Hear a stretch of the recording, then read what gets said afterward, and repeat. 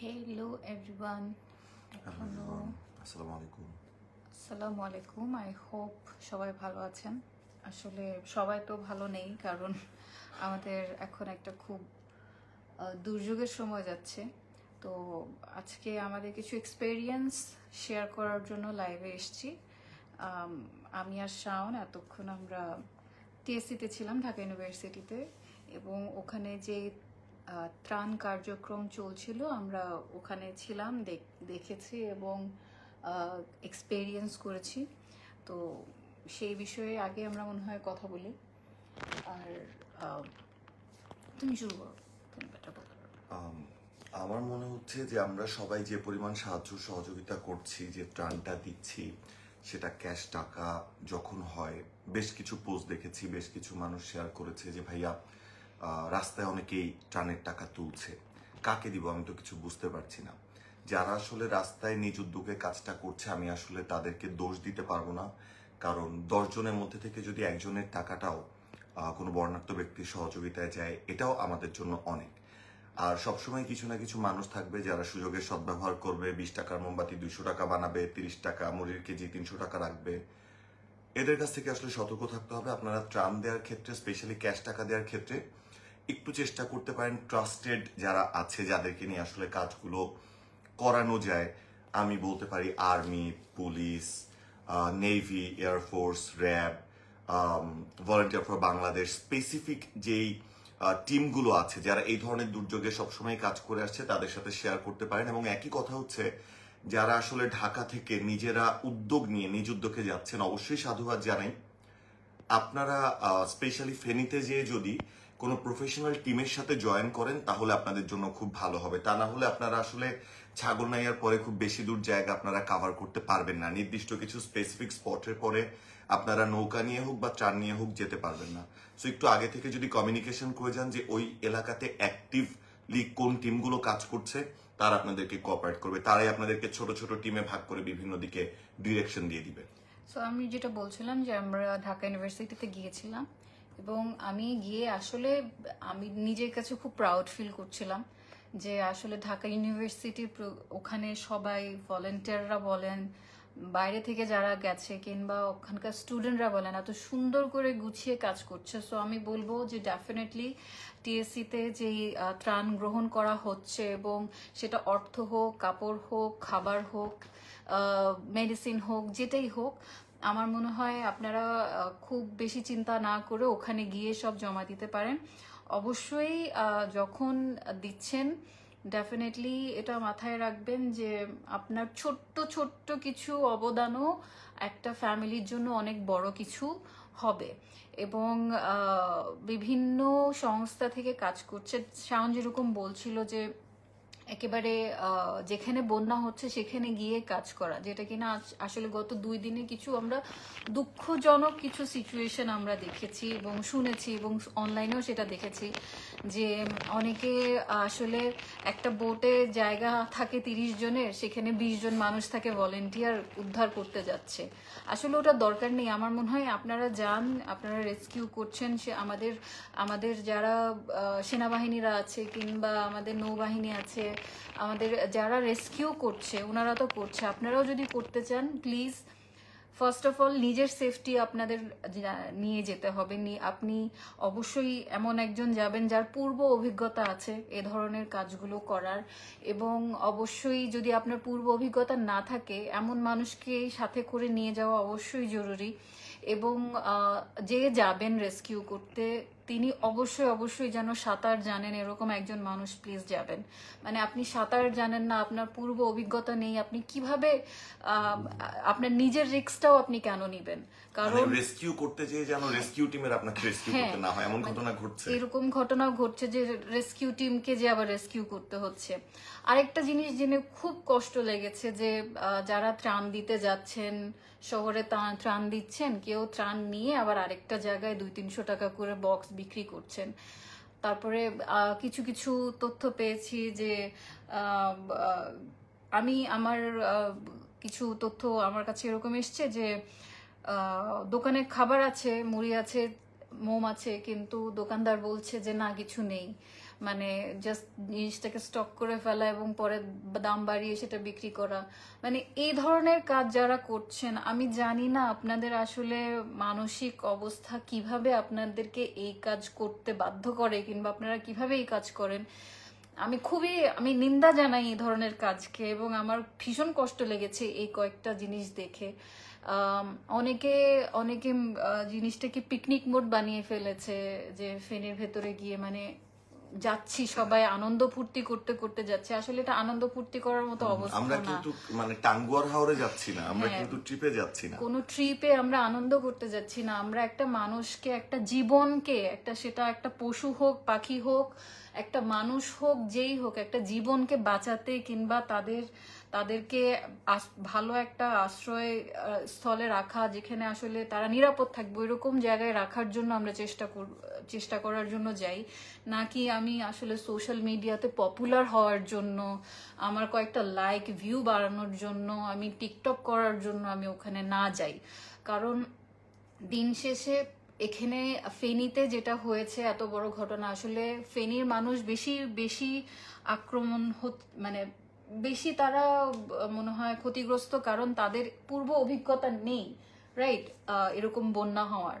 তো সবাই অনেক ভীত, সন্ত্রস্ত। এবং আর ছোট্ট একটা রিকোয়েস্ট করতে চাই, যখন কাউকে ত্রাণ দিচ্ছেন অবশ্যই ভালো কাজ করছেন, ওই মানুষগুলোর ছবি তোলার মনে হয় প্রয়োজন নেই। তারা আসলে একটা সাময়িক বিপদের মধ্যে আছে, তারা আসলে অভাবী না। সো তাদেরকে যদি জোর করে অভাবী হিসেবে পোর্ট্রে করার চেষ্টা করেন, তাহলে বিষয়টা আপনি যে দান করছেন আপনার জন্য দুঃখজনক, যে দানটা গ্রহণ করছে তার জন্য দুঃখজনক। আর যদি কোরআন হাদিসের কথা বলেন, তাহলে তো উল্লেখ করাই আছে যে ডান হাতে দান করলে বাম হাতও যেন সেই বিষয়টা না জানে। এতটুকু আমরা সম্মান তো দিতেই পারি। আরেকটা বিষয় আমি বলতে চাই যে বন্যা তো কেবলমাত্র হলো, বন্যার পানি কিছুদিন পরে নেমে যাবে।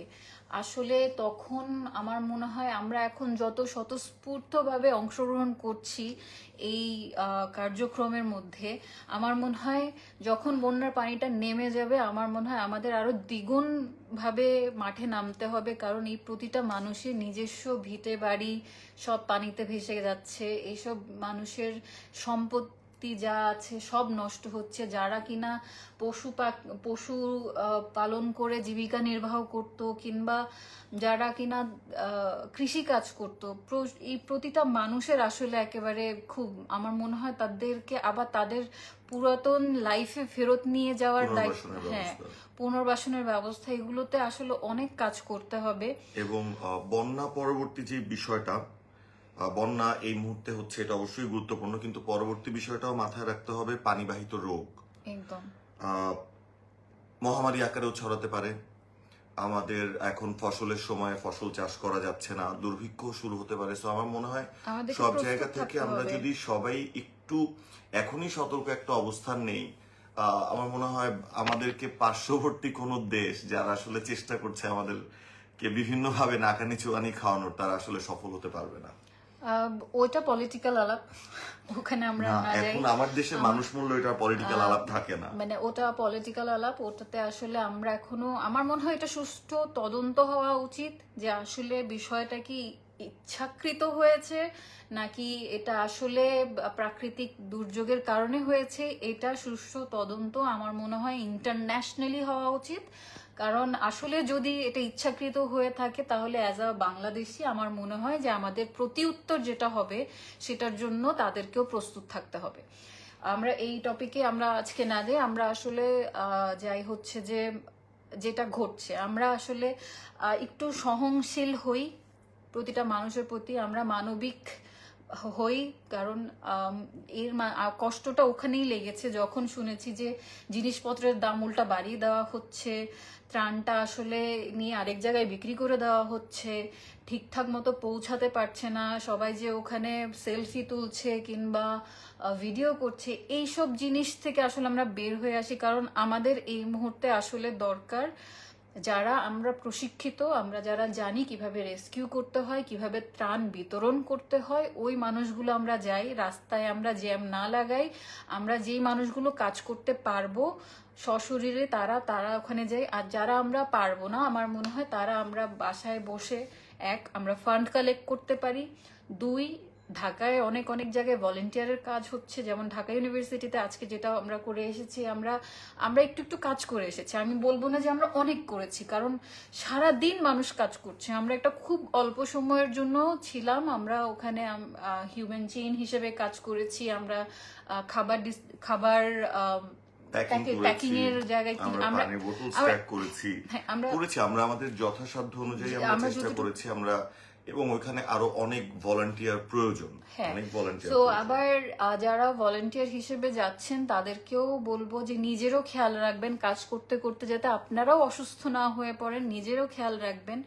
I am very grateful to the students যে যারা দিন রাত 24 ঘন্টা আসলে এই কাজটা করে যাচ্ছে, এবং I am really grateful to our people, আমাদের বাংলাদেশি মানুষরা যে এইভাবে এগিয়ে এসছে। আমি আসলে আমার মনে হয় না আমি এইভাবে কাউকে মানে এত সুন্দরভাবে ঐক্যবদ্ধভাবে কাউকে এগিয়ে আসতে আমি দেখেছি, আমার মনে হয় না।